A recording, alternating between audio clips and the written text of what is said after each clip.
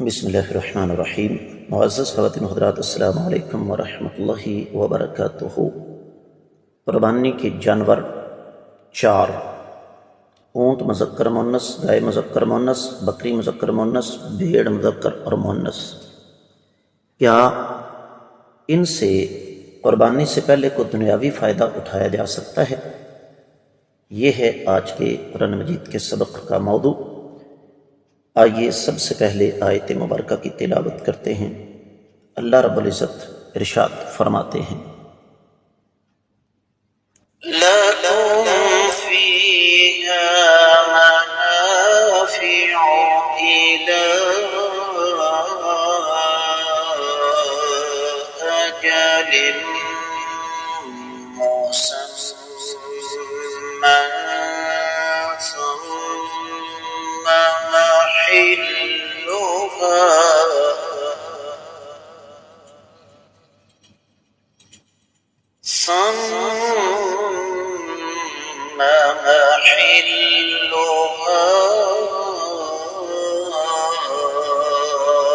إِلَى الْبَيْتِ الْعَتِيقِ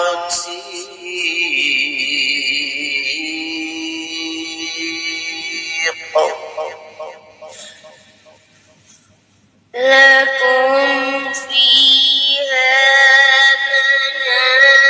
مَنَافِعُ إِلَىٰ أَجَلٍ مُّسَمًّى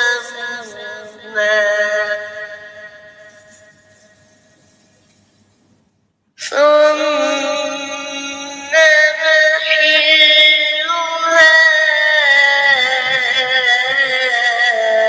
إِلَى الْبَيْتِ الْعَتِيقِ۔ معزز خواتین و حضرات، رب کائنات کی پاکیزہ کتاب قرآن مجید پارہ ہے 17، سورہ مبارکہ کا نام ہے الحج، آیت مبارکہ ہے 33۔ رب کائنات ارشاد فرماتے ہیں: لکم تمہارے لیے، فیہا ان قربانی کے جانوروں میں، منافع فائدہ ہے، الی اجل ایک وقت تک، مسمن جو کہ مقررہ ہے، ثم پھر محلھا ان کے حلال ہونے کی، ذبح ہونے کی جگہ ہے، الی البیت العتیق خانہ کعبہ۔ با محاورہ ترجمہ سنیے گا۔ ان میں تمہارے لیے ایک مقررہ وقت تک فائدہ ہے، پھر ان کے حلال ہونے کی جگہ خانہ کعبہ ہے۔ امام ابن کثیر رحمۃ اللہ علیہ اس آیت مبارکہ کی تفسیر بیان کرتے ہوئے ارشاد فرماتے ہیں کہ قربانی کے جانور سے فائدہ اٹھانا شرعی طور پر جائز ہے۔ اس کا دودھ، اس کی اون، اس کے بال، اس پر سواری کرنا، اس پر بار برداری کرنا یا دیگر فوائد۔ اور الی اجل مسمن، اس مناسبت سے ابن عباس رضی اللہ تعالیٰ عنہما کا قول نقل فرمایا ہے۔ امام ابن کثیر رحمۃ اللہ علیہ نے اور امام مجاہد بن جبر بھی جو ان کے شاگرد ہیں اسی طرف گئے ہیں کہ سواری کرنا، دودھ پینا، اور اگر وہ مادہ ہے، حاملہ ہے، تو اس کے بچے سے فائدہ اٹھانا۔ یہی بات امام عطا بن رباح، امام ضحاک، امام قتادہ، امام مقاتل اور عطا الخراسانی وغیرہ کے واسطے سے ابن کثیر رحمۃ اللہ علیہ نے نقل فرمائی ہے۔ اور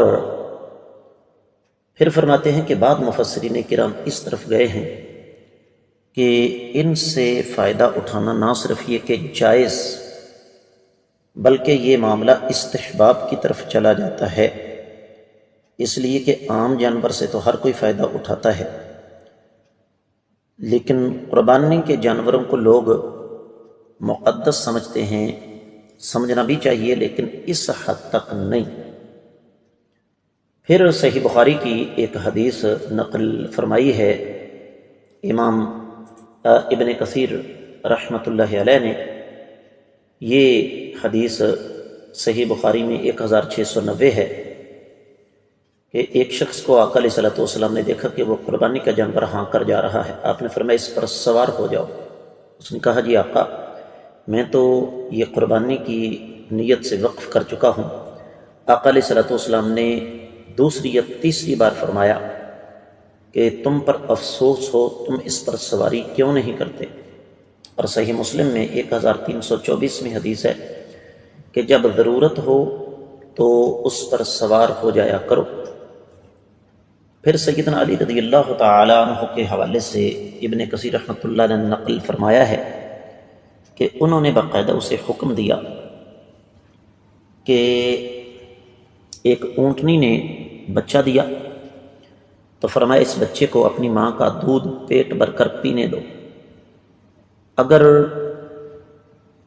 بچ گیا تو بہتر اسے اپنے کام میں لاؤ، اور قربانی والے دن اسے اور اس کے بچے کو اللہ کے نام پر ذبح کر دو۔ اور پھر آخری بات یہ بیان فرمائی کہ ان کی قربان گاہ بیت اللہ ہے۔ اس کا بیان سورۃ المائدہ کی 95ویں آیت مبارکہ میں گزر چکا ہے، ہدیًا بالغ الکعبۃ۔ اور پھر سورۃ الفتح آگے آ رہی ہے 25ویں آیت مبارکہ، والہدی معکوفا ان یبلغ محلہ۔ لفظ بیت العتیق اس کے معنی پہلے گزر چکے ہیں، تو حاصل کلام یہ ہے کہ ان کو جا کر حدود حرم میں ذبح کرنا ہے۔ سیدنا عبداللہ بن عباس رضی اللہ تعالیٰ عنہما کا قول ابن کثیر رحمۃ اللہ علیہ نے نقل فرمایا کہ بیت اللہ کا طواف کرنے والا احرام سے جب نکل جائے تو قرآن کی آیت لکم فیہا منافع الی اجل مسمى ثم محلها الی البیت العتیق۔ معزز خواتین و حضرات، تفسیر ابن کثیر میں جو کچھ بیان ہوا وہ اتنا ہی۔ اب بڑھتے ہیں دیگر کتب تفسیر کی طرف۔ اہل علم نے اس آیت مبارکہ کو 2 حصوں میں تقسیم کیا۔ سب سے پہلے لکم فیہا منافع الی اجل مسمى، اور اس بارے میں تفسیر ابن کثیر میں جو کچھ بیان ہوا زیادہ تر مفسرین کرام، امام ابن جریر، امام ابن عطیہ، امام قرطبی، امام ابو سعود، امام شوکانی، اور مادی قریب میں امام سعدی، پھر اسی طریقے سے امام ماوردی وغیرہ وہ اسی طرف گئے ہیں۔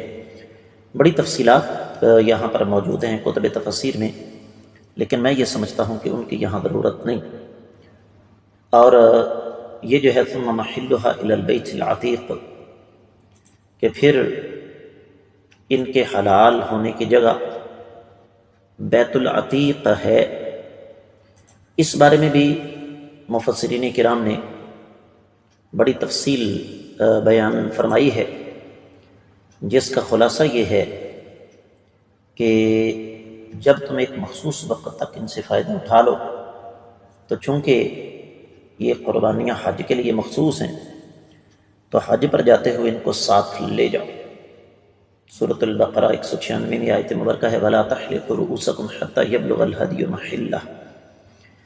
اس وقت تک اپنے سر مت منڈاؤ جب تک کہ قربانی اپنے حلال ہونے کی جگہ پر نہیں پہنچ جاتی۔ تو اسی آیت مبارکہ کو جب ہم مزید تفصیل کے ساتھ دیکھتے ہیں تو ہمیں یہ پتہ چلتا ہے کہ کائنات کے امام صلی اللہ علیہ وسلم جب حج پر تشریف لائے تو آپ کے پاس 100 اونٹ تھا۔ ان میں سے آقا علیہ الصلوۃ والسلام نے اپنے دستے مبارک سے 63 نحر کیے، اور سیدنا علی رضی اللہ تعالیٰ عنہ کو حکم دیا کہ آپ باقی جو ہیں وہ نحر کریں۔ اور یہ عید والے دن اور ایام تشریق میں تھا، اور یہ مکہ میں یہ سارے کا سارا معاملہ ہوا۔ اور معزز خواتین و حضرات، یہ آیت مبارکہ ایک اور چیز بھی ہمیں اشارتاً بتاتی ہے اور وہ یہ کہ حج اور حج کے تمام ارکان کا تعلق بیت اللہ کے ساتھ ہے، یعنی اللہ کی زمین پر کوئی اور ٹکڑا ایسا نہیں جس کو حج کے لیے وقف کیا جا سکے۔